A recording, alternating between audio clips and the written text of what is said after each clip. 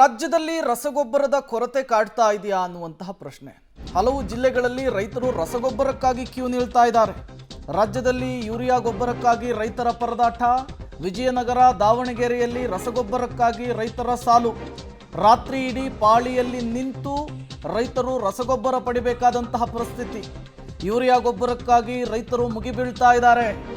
ಗೊಬ್ಬರದ ಅಂಗಡಿ ಹಾಗೂ ಸೊಸೈಟಿಗಳ ಮುಂದೆ ಜನ ಕ್ಯೂ ನಿಂತಿದ್ದಾರೆ.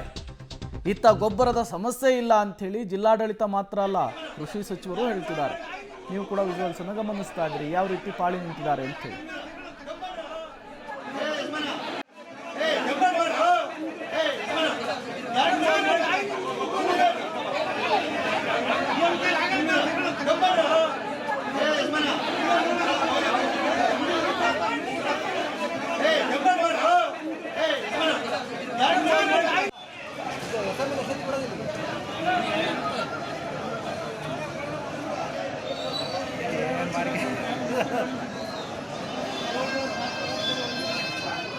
ಯಾವ ಪ್ರಮಾಣದಲ್ಲಿ ರೈತರು ಗೊಬ್ಬರದ ಅಂಗಡಿಗಳ ಮುಂದೆ ಜಮಾಯಿಸಿದ್ದಾರೆ ಅನ್ನೋದನ್ನು ಗಮನಿಸ್ತಾ ಇದ್ದೀರಿ.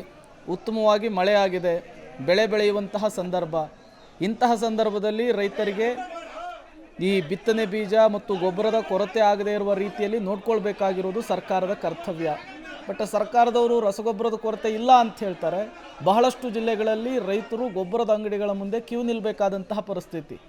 ನಿಜಕ್ಕೂ ಕೂಡ ರಸಗೊಬ್ಬರದ ಸಮಸ್ಯೆನೇ ಇದೆಯಾ, ಅಥವಾ ರಸಗೊಬ್ಬರದ ಸಮಸ್ಯೆಯನ್ನು ಸೃಷ್ಟಿ ಮಾಡಿ ಅದನ್ನು 1 to 2 ಮಾರಾಟ ಮಾಡುವಂತಹ ಹುನ್ನಾರ ಏನಾದರೂ ಇದೆಯಾ ಅನ್ನೋದನ್ನು ಪತ್ತೆ ಹಚ್ಚುವಂತಹ ಕೆಲಸ ಆಗಬೇಕಿದೆ. ಬಳ್ಳಾರಿ, ದಾವಣಗೆರೆಯ ದೃಶ್ಯವನ್ನು ನೀವು ಸ್ಕ್ರೀನ್ ಮೇಲೆ ಗಮನಿಸ್ತಾ ಇದ್ದೀರಿ. ದೊಡ್ಡ ಮಟ್ಟದ ಕ್ಯೂ ನಿಂತಿದ್ದಾರೆ ಜನ ಸೊಸೈಟಿಗಳ ಮುಂದೆ, ಈ ಖಾಸಗಿ ಗೊಬ್ಬರದ ಅಂಗಡಿಗಳ ಮುಂದೆ ಯೂರಿಯಾ ಗೊಬ್ಬರಕ್ಕಾಗಿ, ರಸಗೊಬ್ಬರಕ್ಕಾಗಿ. ಈಗ ಒಳ್ಳೆ ಹದ ಬಿದ್ದಿರುವಂತಹ ಸಂದರ್ಭ. ಇಂತಹ ಸಂದರ್ಭದಲ್ಲಿ ರೈತರಿಗೆ ಬಿತ್ತನೆ ಬೀಜ ಮತ್ತು ರಸಗೊಬ್ಬರವನ್ನು ಸಫಿಷಿಯೆಂಟಾಗಿ ಪೂರೈಸುವಂತಹ ಕೆಲಸವನ್ನು ಸರ್ಕಾರ ಮಾಡಬೇಕಿತ್ತು.